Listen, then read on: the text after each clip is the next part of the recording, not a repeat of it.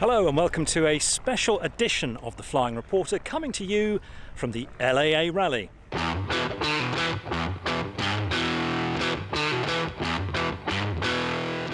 It's Sunday the 5th of September 2021 and it's the final day of the rally at Sywell Aerodrome.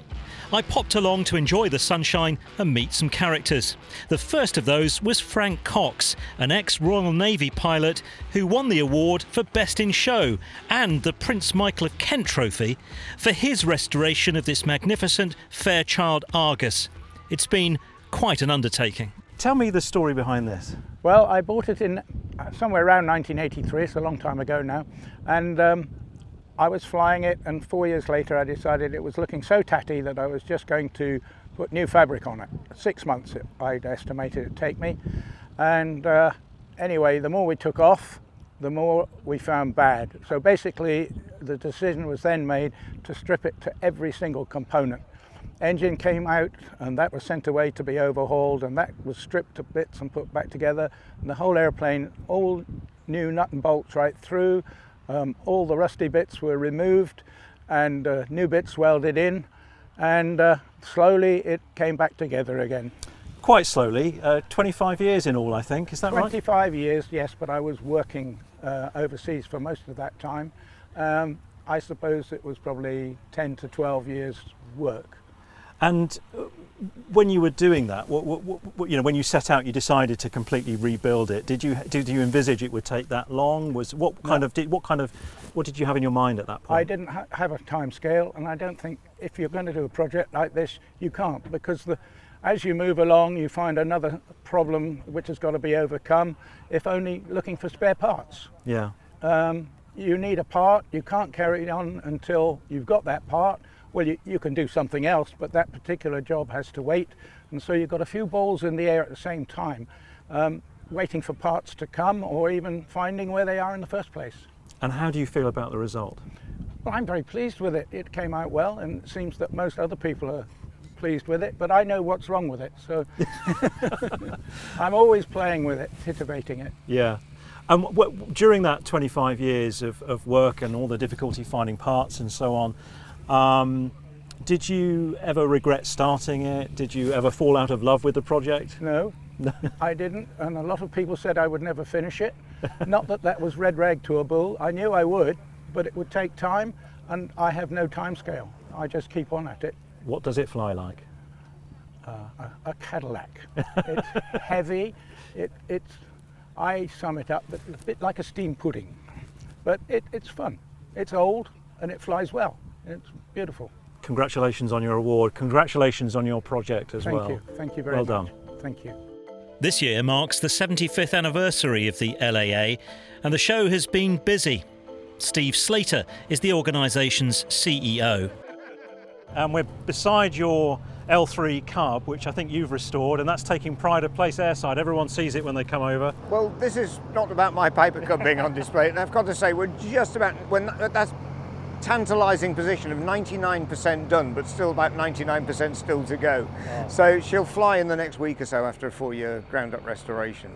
And that's what the LA is all about. It's about people getting involved, getting their hands dirty. I have a very good chap I've been working with who's both my inspector and my advisor and my guru, and actually has done a huge amount of work on the aeroplane as well with me, and that's Matt Boddington. He's been involved with this whole lineup of vintage training aircraft that we have here. And this lineup here is about training aircraft. Without young pilots, without new pilots, where would we go next?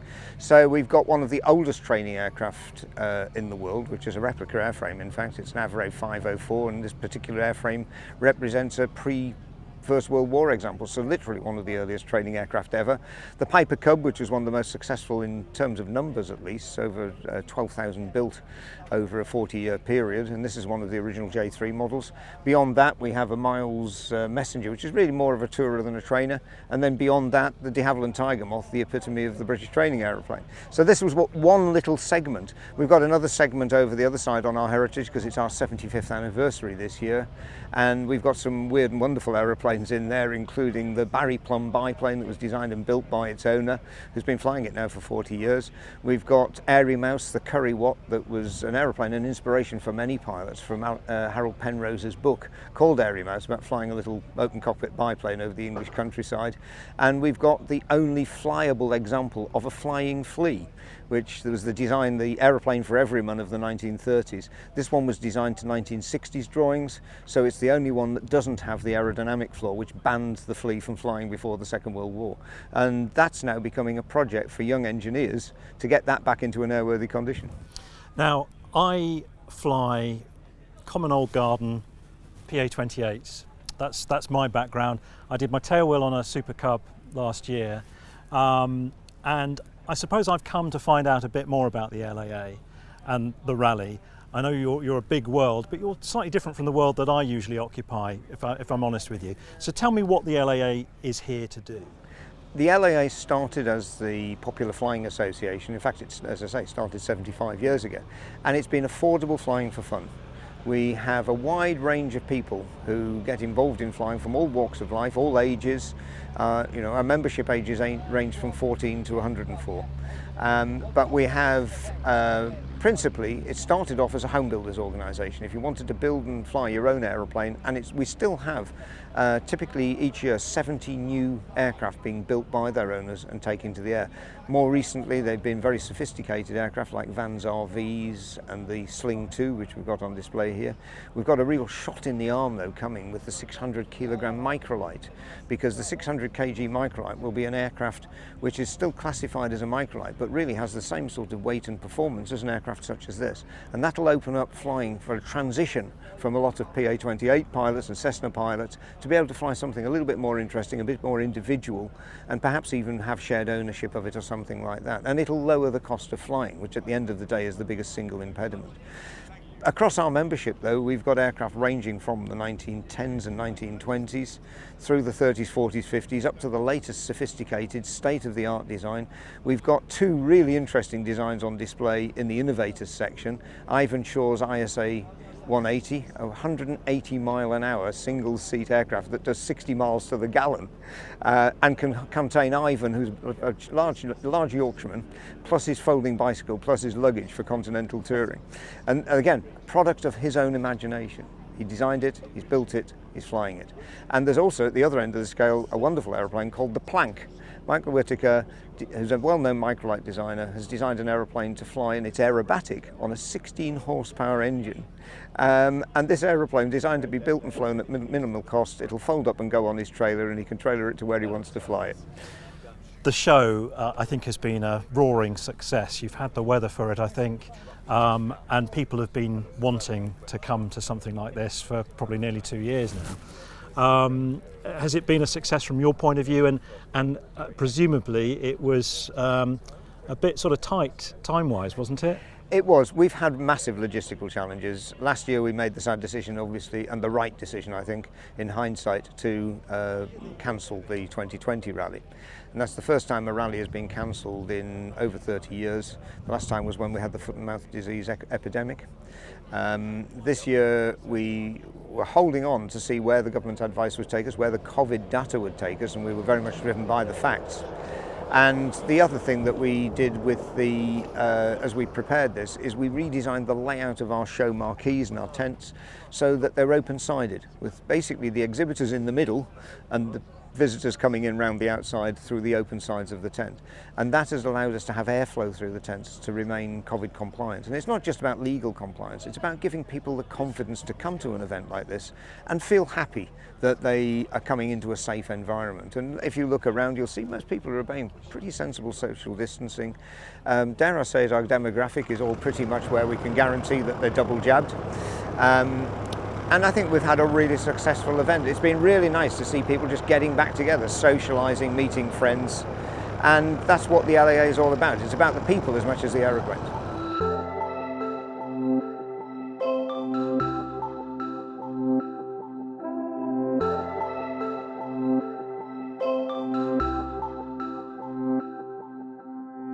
Well, I've come to the marquee with all the shiny, clever stuff, all the stuff that we aspire and want to have in our cockpits. And Trevor Pegram is here from Garmin, and you're Head of Sales and Marketing for Europe, Middle East and Africa. That's right. And you're at the LAA Rally, and so what is it that you're trying to sell people here today? What's the star of the show from Garmin's perspective? Hi John. Yeah, so we've actually had a fantastic couple of days here at the LAA Rally. I think the main interest that everyone's had is the G3X product from Garmin. And that's this here? Yeah? This is this system here, yeah. And yeah, we've actually had it on the market for a few years, and like everyone else, kind of locked in our house for the last 18 months, and we've not been in front of customers, we've not been able to come to shows. So really, to come to the LAA for the last 2 days has been absolutely fantastic. And a lot of people, even though we've had the product on the market for a while, they're just starting to build aeroplanes now, or they've just bought a new aircraft or acquired a new aircraft or got a share in an aeroplane. So they're all just coming to the Garmin tent just to find out what they can fit and what they can install. So tell me about this model then. People might not have heard of it. Yeah, so this is the G3X Touch. So it's really an integrated flight deck for a light or an experimental aeroplanes. We've also more recently managed to certify this for certified aircraft as well. But honestly, 90% of the people here are in the LSA, they're in the experimental world. So perfect product, it's really a building block system. So this is really the art of the possible, what we're showing here. And this is the absolute Gucci panel with you have a dual screen with a single primary flight display, multi-function display for moving map, engine indications, autopilot system, audio panel system, radio system, and then you've got a lot of remote boxes for like transponders, remote radios and things like that. The great thing about this system, John, is it's a building block architecture. So you actually don't have to have the full panel and everything like that. If you just wanted something a bit more basic, you can take just a single screen here, and you can get this set up as a primary flight display and a multi-function display and your engine instruments, everything on one screen. So I have to say, most of the guys come here, they walk straight in, they see both displays, and they're like, this is what we want in our new RV or the new Sling that seems to be very popular at the show. But yeah, it's just been phenomenal. Why is this so? Why is this designed for this market? What's different about it from, say, some of your other products? Yeah, that's a great question. I think one of the fundamentals is the cost basis to getting into avionics nowadays. And if you look historically, you know, even as soon as 5 years, 6 years ago, avionics were incredibly expensive. It was a massive investment that you'd have to make. And you know, in the LAA world, in the real light GA world, you just don't want to be spending 40, 50, 60,000 on a panel. And what's great about this is the fact that this is an experimental avionics, so it's not certified in the traditional sense. It's just meant that it can be significantly lower cost. So what used to cost $50,000, you can now get $15,000, same capability. So really the cost has come down significantly, but there's no loss in capability. So, and I don't know if you know about this, but the LAA now is starting to approve IFR flying for aeroplanes. So and this is IFR. You can get this IFR qualified in the LAA world. So yeah, we've got a few RVs now that are IFR certified. That's with the Garmin products. You have to have a backup, but we have this little G5 instrument here that we use as a backup, and yeah, it's been incredibly popular. And I think we're going to see more and more of the LAA aeroplanes starting to become IFR certified now as well. So you're pretty buoyed by the way that aviation seems to have come back from COVID-19. You've seen a surge in people interested in making bookings. It's been amazing. It's not affected sales so much. No, actually it's the opposite. We're busier than we've ever been, and I think the pandemic is partly related to that, where somehow, you know, maybe people that wanted to fly and weren't able to do it before, they've been at home, they've not been able to travel, they've not been able to go on their holidays, so maybe they've got more money to invest in aviation. But yeah, maybe it's a connection to freedom somehow as well. Look, you know, being free to fly and those types of things. But yeah, business has never been better for Garmin, and our Garmin dealers are booked out for months and months at the moment, and we've got some longer lead times on our products as well, just because of the sheer demand that we're seeing. So brilliant. Nice to meet you, Trevor. Nice to meet you. Thank you very much. Thank you. I've really enjoyed my day at the LAA Rally. What an enthusiastic and dedicated bunch they all are. Thank you so much for watching, and thanks to all the people here who've come and said hello, and all the guests that we've spoken to as well. That's it for now. Stay tuned. Fly safely, my friends.